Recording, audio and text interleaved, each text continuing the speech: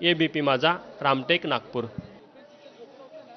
आणि केवळ आपल्या देशात नाही, आपल्या महाराष्ट्रात नाही, तर जसं म्हटलं तसं जगभरामध्ये प्रभू श्रीराम यांच्या नावाचा गजर सुरू आहे, रामभक्ती पाहायला मिळते. युरोपामध्ये प्रभू श्रीराम यांच्या नावाचा गजर कसा सुरू आहे त्याची अनुभूती आता आपण सर्वजण घेणार आहोत. प्रसिद्ध गायिका, राजस्थानच्या दौसामधल्या प्रसिद्ध गायिका धोली मीणा यांच्यासोबत युरोपियन लोकांनी सुद्धा रामभजनाचा आनंद लुटला, रामभजनामध्ये सहभाग घेतला.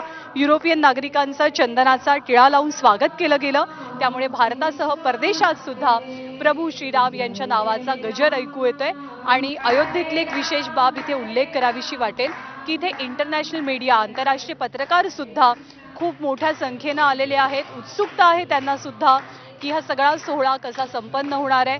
भारतीय संस्कृतीचं, परंपरेचं, देशाच्या आस्थेचं एक सर्वोच्च उदाहरण असं आपण म्हणू, ते आज या अयोध्या नगरीमध्ये सर्वांना अनुभवता येतंय.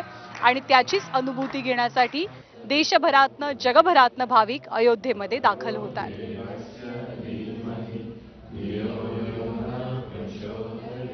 सध्याची दृश्य युरोपातली दृश्य आहेत. युरोपामध्ये राजस्थानच्या दौसामधल्या प्रसिद्ध गायिका धोली मीणा यांच्यासोबत युरोपियन नागरिकांनी सुद्धा भजन कीर्तनामध्ये सहभाग घेतला आणि युरोपियन नागरिकांचं स्वागत चंदनाचा टिळा लावून करण्यात आलं. प्रभू श्रीराम यांचं मंदिर सज्ज झालेलं आहे. त्यांच्या स्वागतासाठी कित्येक पिढ्यांनी या मंदिरासाठी संघर्ष केलेला आहे.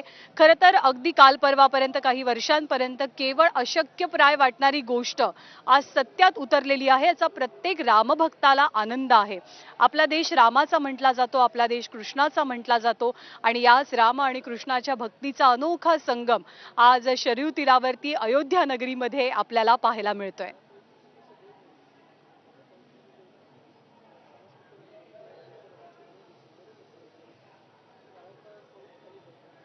अगदी थोड्याच वेळात, काही तासानंतरच प्राणप्रतिष्ठापनेचा मुहूर्त आहे.